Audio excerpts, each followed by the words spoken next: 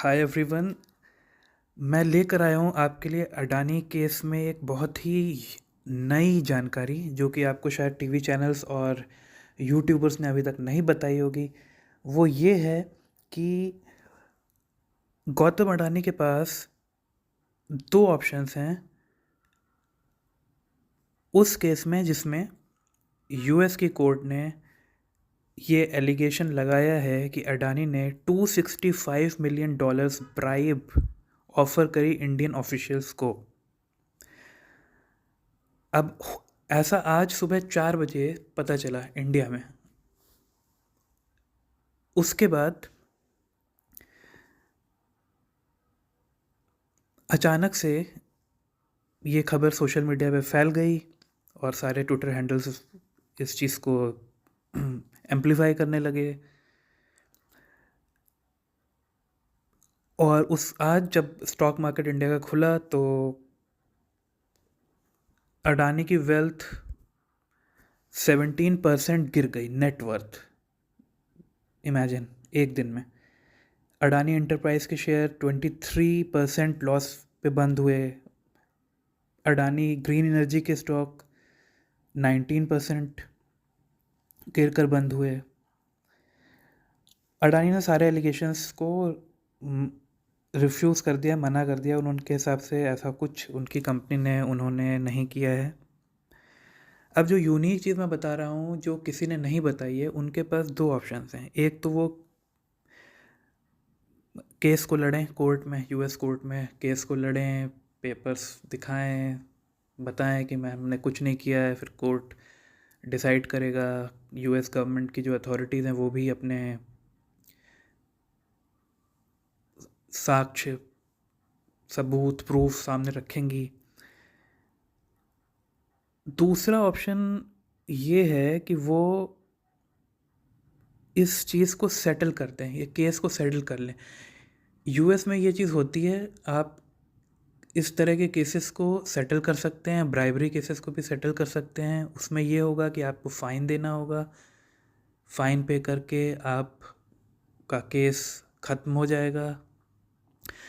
इससे थोड़ी reputational loss ज़रूर होगी, लेकिन ये जो पूरा प्रोसेस है वो शॉर्ट हो जाएगा और कंपनी के लिए इजी रहेगा एज़ कम्पेयर टू केस लड़ना। ऐसा हमने सीमेंस और एरिक्सन और बहुत सारी कंपनी के केसेस में देखा है।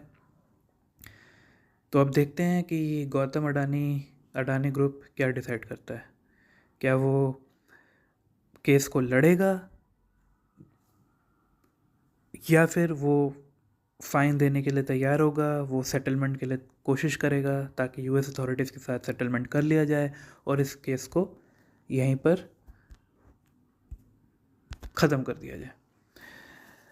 ये सब आज हुआ। अब देखते हैं। लेकिन एक चीज़ और अभी अभी हुई है, वो ये है, लेटेस्ट जो जानकारी आ रही है वो ये है कि केनिया के प्रेसिडेंट ने वहाँ जो एयरपोर्ट था, मेन एयरपोर्ट था, उसमें अडानी का कुछ